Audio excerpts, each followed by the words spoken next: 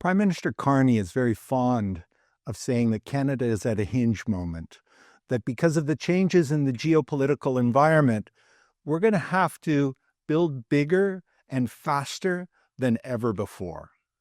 Well, when you talk about building big, fast, you're going to need an incredible base of energy on which to build.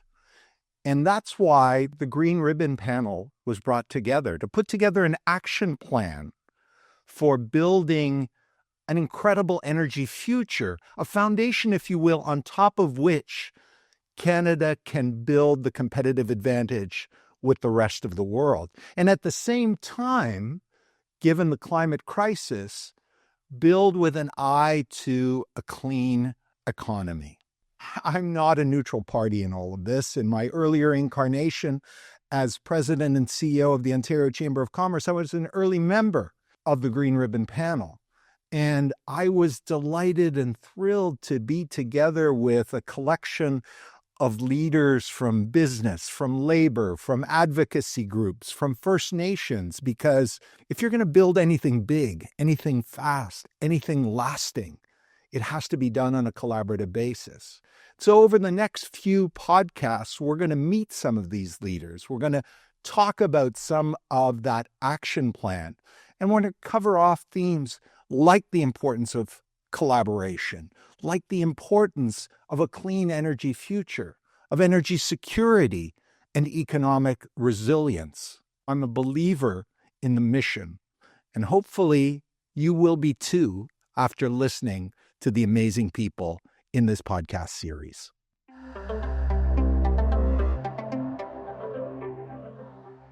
How do you build an amazing energy future for Ontario and for Canada? Making sure that you deal with energy security, economic resilience, the climate crisis, and at the same time, ensure that we can do it in a timely basis to deal with all of the geopolitical dislocations that are happening around us all the time. The folks at the Green Ribbon Panel decided that the best way to go forward is to build an incredible collaborative coalition that draws on business, on labor, on First Nations, on advocacy groups, to ensure we get through all of the key issues and questions at the table so that when you start moving to build with the recommendations that come out of it, you're doing it on the basis of a consensus that draws on the wisdom of the best people possible. I've got two of them with me today. We're going to dig into both their organizations and what role they think the Green Ribbon Panel has played to date, what it can do going forward, and what the key milestones are. So I'm joined by Cara, the president and CEO of Plug and Drive, and Steve McCauley, the senior director of Pollution Probe. Let's start it off, Cara, by talking a little bit about Plug and Drive and then what brought you to the Green Ribbon Panel and what value you think it can have in moving our energy future forward. Sure. Thank you so much for having me. So Plug and Drive is a nonprofit, and we're all about educating consumers on the benefits, economic and environmental benefits of transforming our transportation system to an electrified system.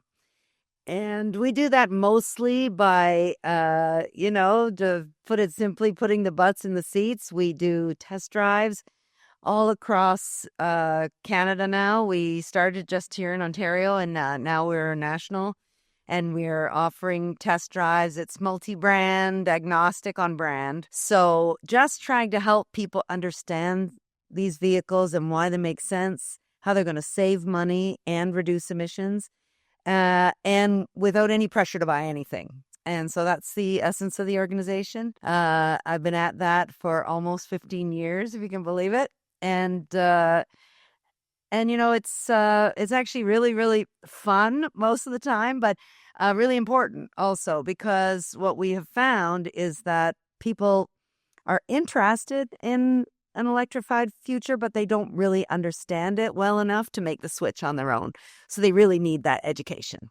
Now, the more successful you are with that education, the more electric vehicles are out there, the greater the demand on the grid. Right. So, is that one of the things that led you to really focus on the importance of building a future where we have enough power Right. to be able to power that Right. version? I mean, for sure. One of the things that sort of led me to this, create this organization, I am the founder, is that I was working at Ontario Power Generation at the time, and we had just gone off coal.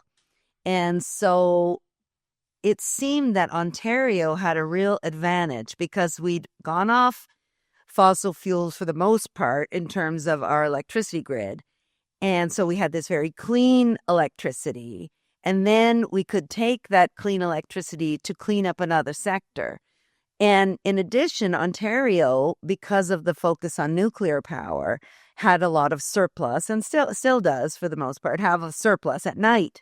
And when are you going to plug in your electric car? It's going to be at night when you're at home.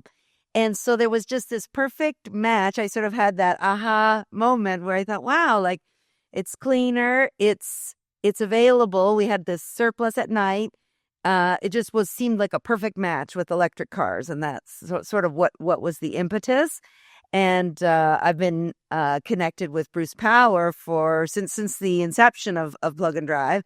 And so it just made sense when the Green Ribbon Panel was getting started that electric cars, which at that time were seen as a big growth of the load, should be part of the discussion in terms of the clean and prosperous energy future. Now, you raise an important point on that clean future, that in a sense, not all electric cars are created equal.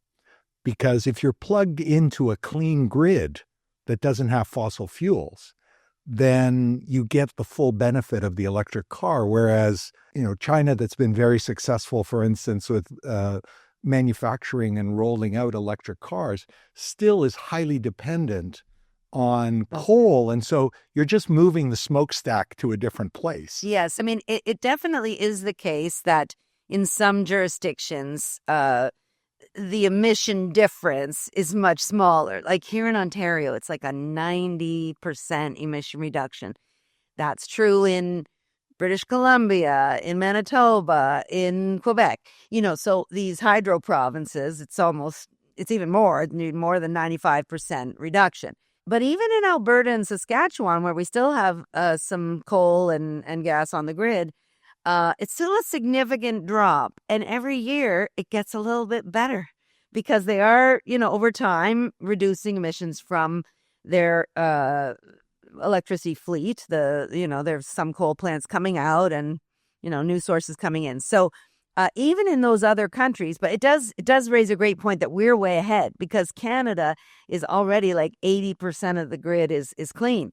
And so we can move ahead with using that to electrify transportation, whereas I think a lot of other jurisdictions, the United States included, they first have to clean up their grid before the EV really makes as much sense as it does here. So we have that advantage here. We're going to come back to that point shortly, but first I'm going to turn it over to Steve to tell us a little bit about Pollution Probe and what brought you to the Green Ribbon Panel. Thanks very much. It's great to be here, and Pollution Probe has been part of the Green Ribbon Panel since the very beginning, so this is a great initiative, and thanks for the invitation. Pollution Probe is Canada's first environmental group. It's founded in 1969 by students at the University of Toronto, in fact. We've got a very diverse program, set of program files.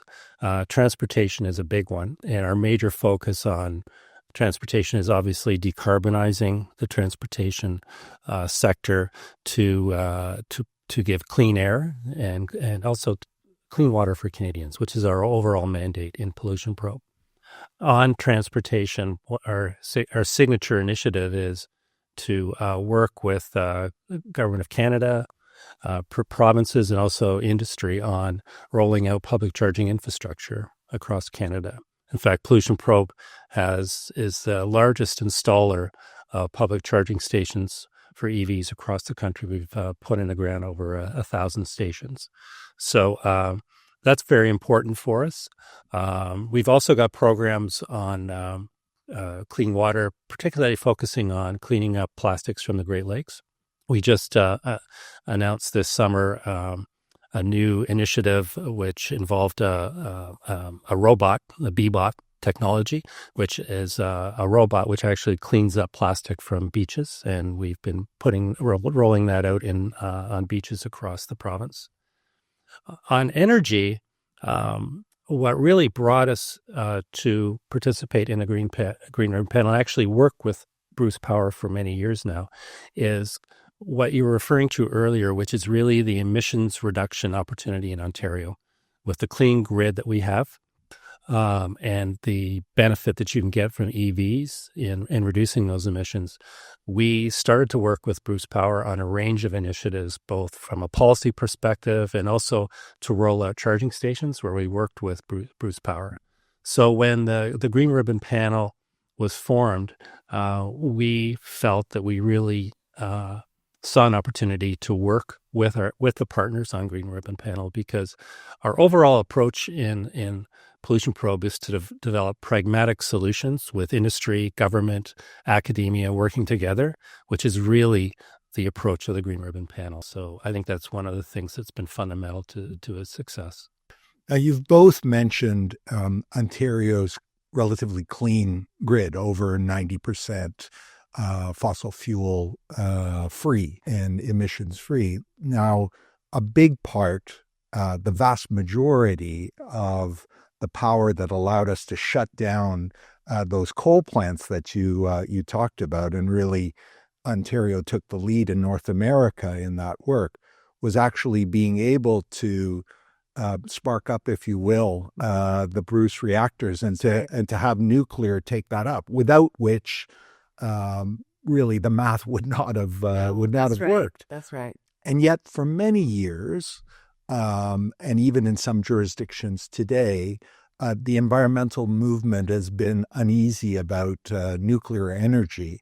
Why is it that the two of you believe that nuclear is a key part of that clean energy future, both for us and for different jurisdictions around the world? Well, I mean, Steve kind of alluded to it, the pragmatic nature of Pollution Probe, and I would say Plug and Drive, we partner with industry as well. And so in a pragmatic approach, you have to think about, well, what is the actual problem? The problem is carbon emissions, and we need to reduce that. And there's really no other technology that can provide such significant kilowatts as nuclear to be able to deal with and do it with very low to no carbon emissions. And base load energy. Right. We just can't do it. And as much as it would be great if we could cobble together a whole bunch of renewables and other sources, and we should be doing all the things, by the way, it's not sort of an either or. We should do all the things we can do. The reality is we couldn't get there without nuclear. And if you really care about climate change, then you have to decide that nuclear is part of the story. I think actually many environmental groups have come around to that. And although I think in the past they were not fans of nuclear, my read on it is I think they're coming to the realization that it's the only way. I think the opportunity is that, clearly we have a daunting climate change challenge and targets that we're going to have to meet. And particularly when you look at Ontario with the opportunity that we've got with nuclear, with renewables, with other clean energy sources, it's an enormous advantage for Ontario in hitting our climate targets. And also at the same time, meeting the growing demand for electricity that we're going to see. I mean, EVs, certainly there's been a setback because of developments south of the border, but you're seeing a huge acceleration of EV rollouts across the world. And in the future, we're going to need all the electricity that we can generate from all sources. They have to be clean. to really meet the economic demand that we're going to have from the automotive sector and from other sectors as we electrify our economy. So it's an environmental imperative for Pollution Probe that we realize and secure those megaton reductions that we're going to need to hit our targets. But we also, at the same time, meet the economic demands that we're going to have from transportation and other sectors for more electricity.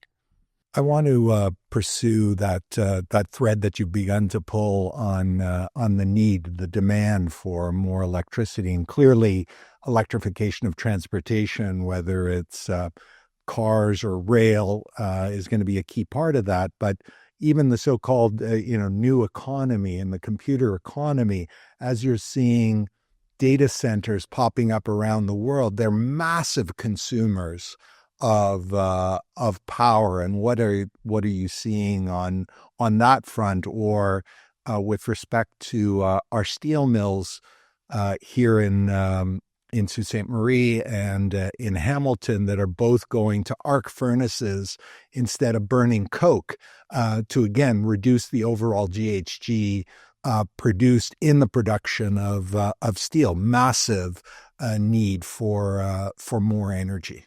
Yeah, and I mean, if you look globally, you're seeing some jurisdictions where you're seeing coal or natural gas that is being put in place to feed some of those data centers, those mega data centers that you're talking about.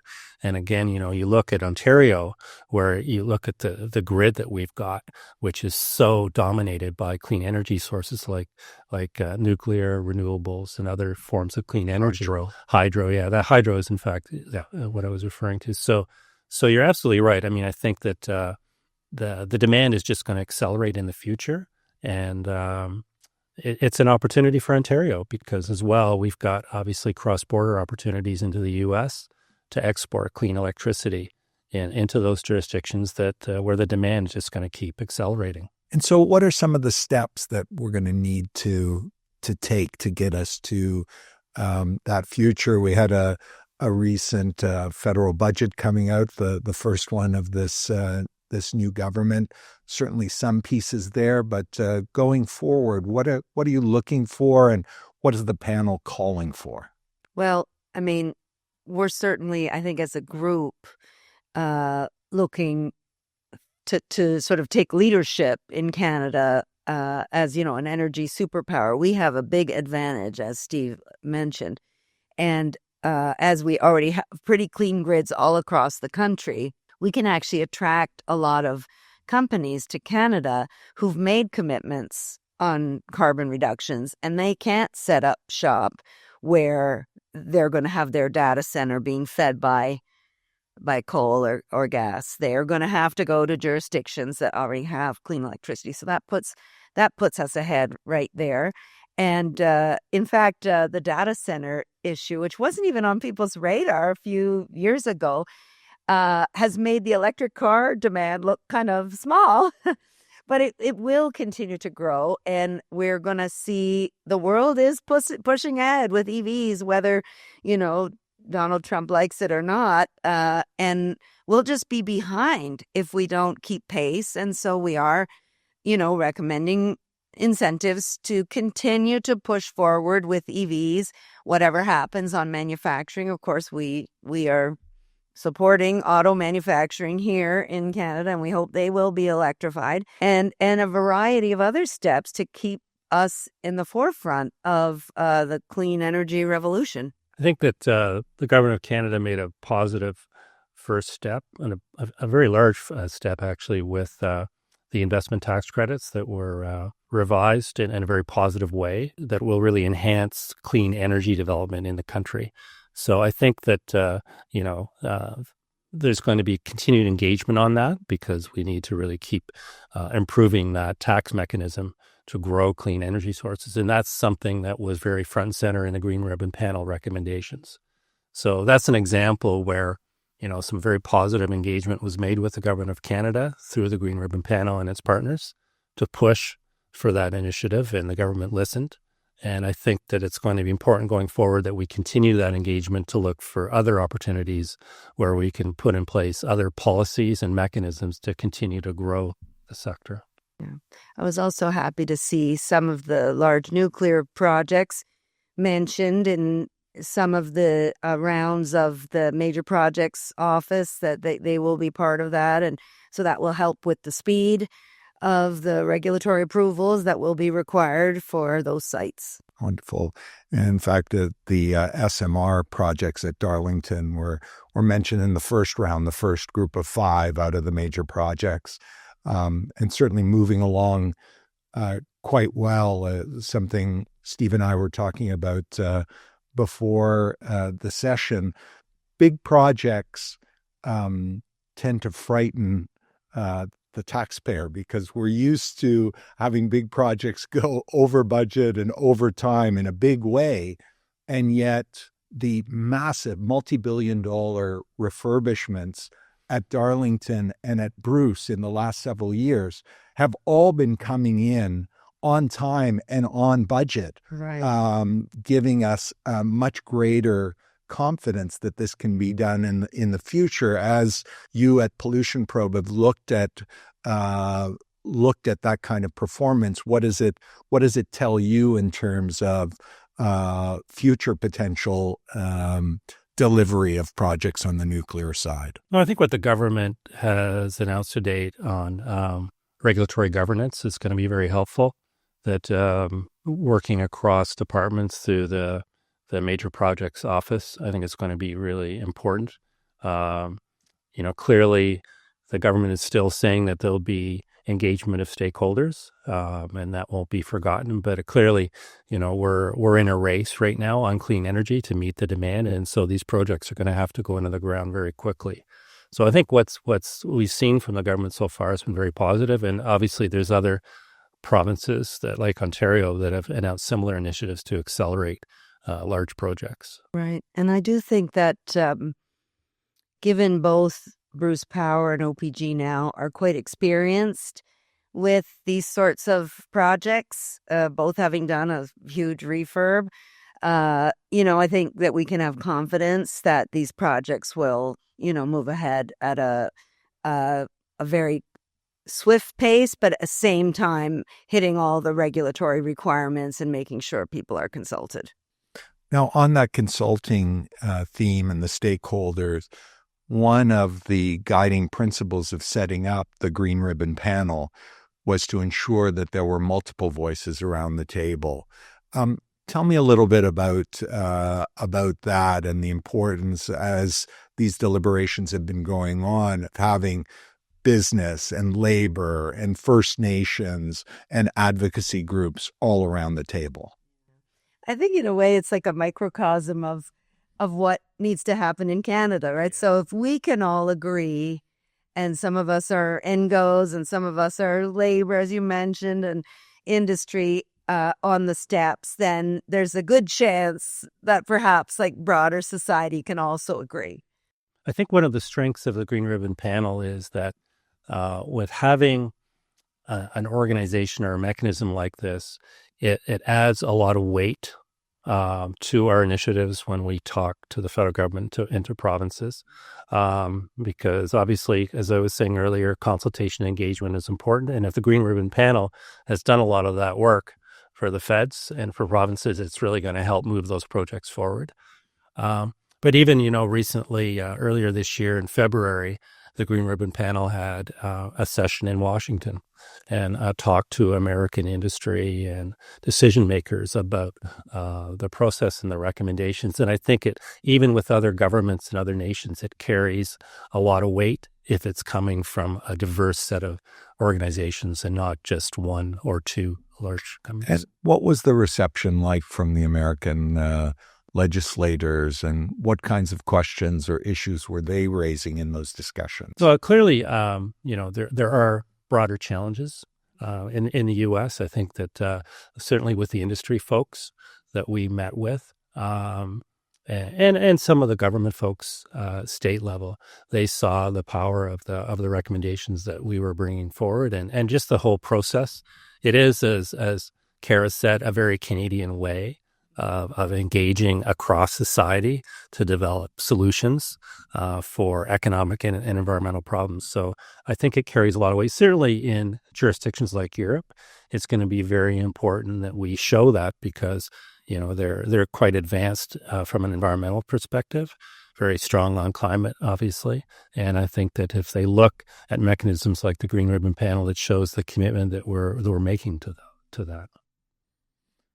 So in the area of electrification of transportation and vehicles, what do you think are the 2 or 3 kind of key next steps, aside from legislative change south of the border, that we need to be focusing on to bring that future to us faster? Sure. Well, one of the areas that I believe is really ripe for some work is multi-unit residential, because if you live in a single family home, it's relatively easy to put in a charger, in your garage, or, I don't even have a garage attached to the side of your house if you have a place to park. Where it gets challenging is in multi-unit. And in Canada, a lot of people live in multi-unit. So right now it's challenging for them to participate. And so we need to do something there to make it easier for people to get a plug in their parking spot in an apartment or condo. It is moving in that direction, but it's a bit slow. So that's one. Of course, incentives always help people choose EVs, but even without incentives, we can show the math that EVs are much more affordable. It's interesting. I feel like it puts a spotlight on electricity and the price of electricity, because people are always saying, oh, electricity is so expensive. But when you compare it to the price of gas, it's cheap.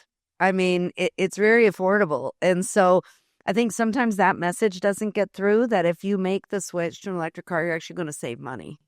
And if you've got the capital up front to be able to invest there, which unfortunately not everyone will.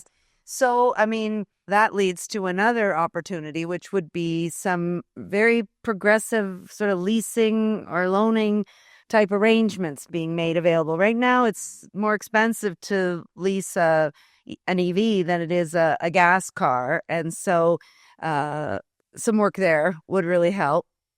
And used EVs are a huge opportunity there's actually a lot of used EVs available on the market, but people are nervous because they imagine like, oh, what if there's a problem with the battery, or, so, and we're seeing these batteries lasting so long that this is not really a concern, but people rightly, they don't have the information, so they stay away from them. So that's another great opportunity to increase adoption. Steve, what challenges does Pollution Probe see in terms of a more electrified future? What things beyond what's already been done in this budget would you be looking for a focus being put on? I think on transportation, which is such a large source of greenhouse gas emissions in this country, and if we don't bring those emissions down, we're not going to hit our climate targets. So I'm going to focus on that, and I think that on EVs being such a huge opportunity for not only passenger vehicles but medium and heavy duty trucking. I think that for future budgets, we're going to have to continue to see a focus on that. And, on the charging challenge that we're facing for EVs, that in particular is a big concern. We've made huge strides in actually deploying EVs across the country. It's, costs of EVs are coming down. And as Cara said, the operating of those vehicles is much lower than with a internal combustion vehicle. But, multi-unit residential buildings clearly is a challenge. Also, we've done 3 annual surveys now of over 1,500 EV drivers across the country. And one of the challenges as well is in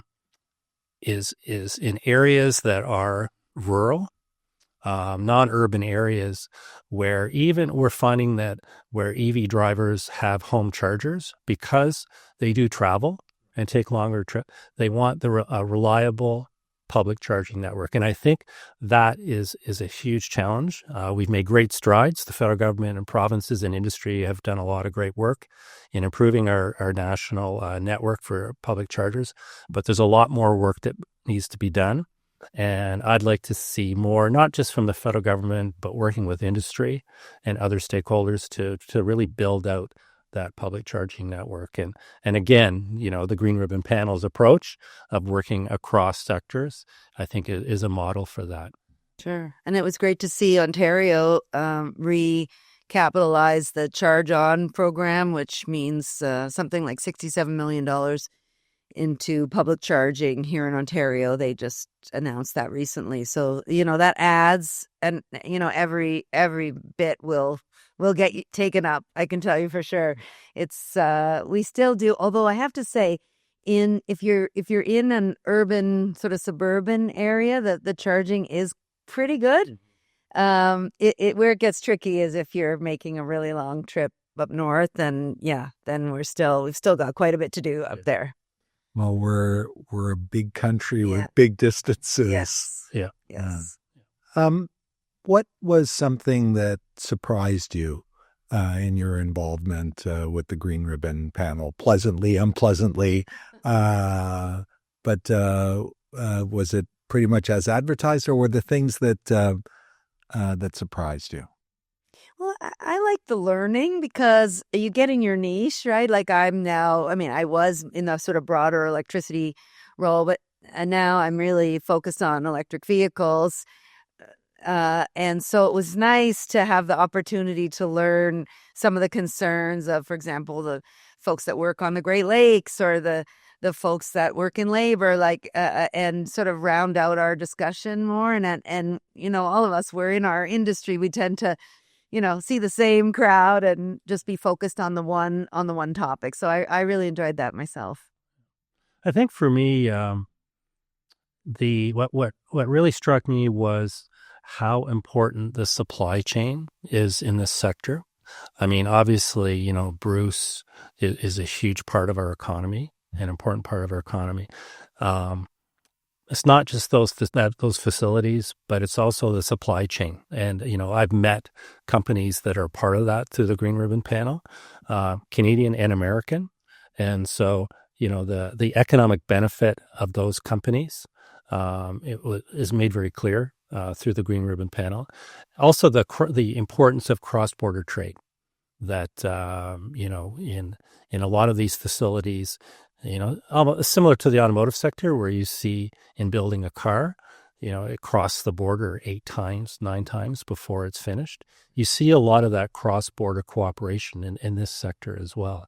So that really struck me when I was in the panel. Although interestingly, and I may be off by 1 or 2 cents, but in the refurbishment of Bruce, because the supply chain of American Canadian companies, but was built here in Ontario.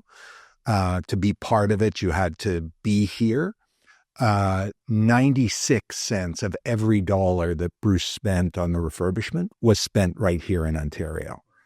And that's remarkable. I mean, there are very few enterprises of that scale that can say that. Yeah.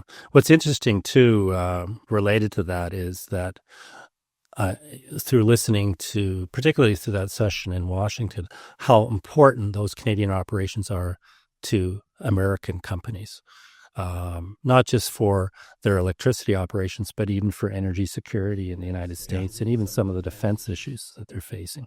So you're right. I mean, a lot of it is concentrated in Canada, but the benefits go right across the border. Well, and interestingly, there was a recent multi-billion-dollar commitment announced by the U.S.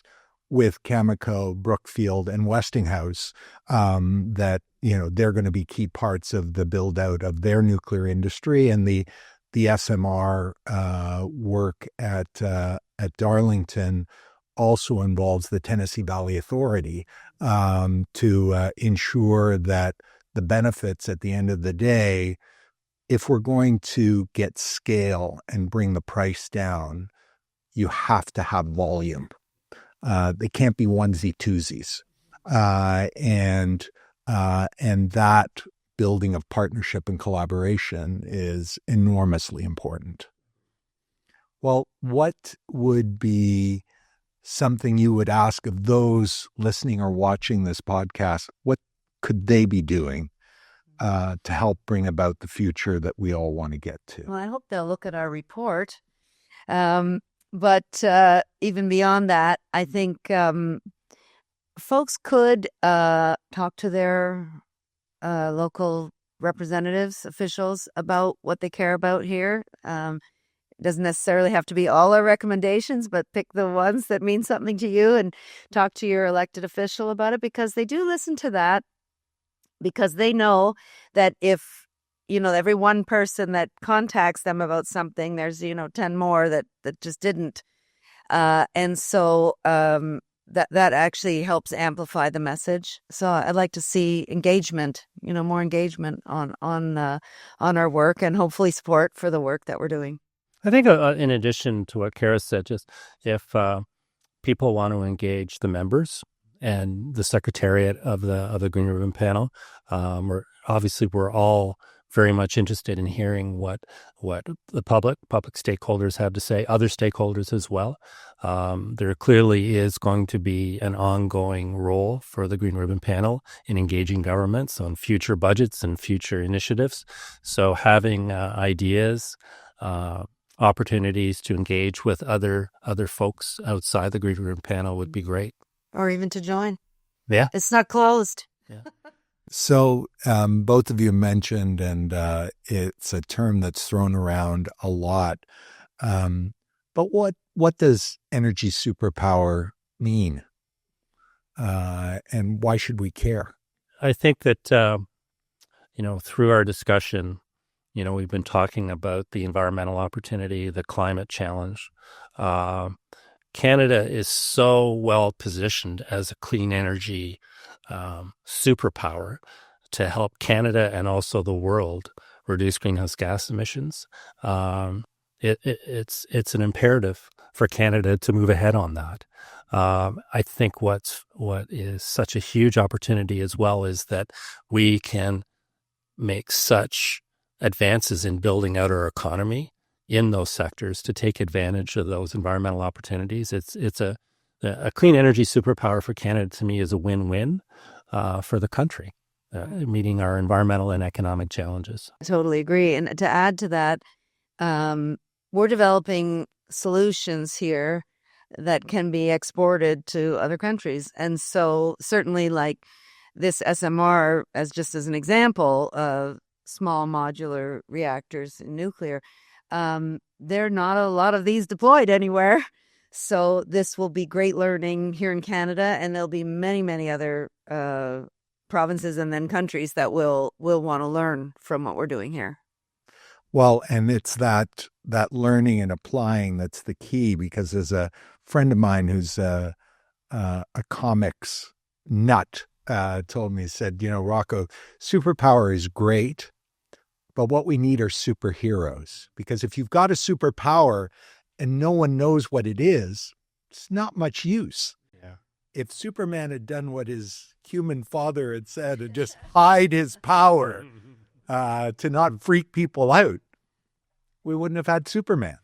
So we are, as James Cognac of Bruce often reminds us, it's not that we want to be an energy superpower. We are an energy superpower, but we need to use that superpower for good. Right. Thank you very much for joining us today. Thank you. Thank you, Rocco.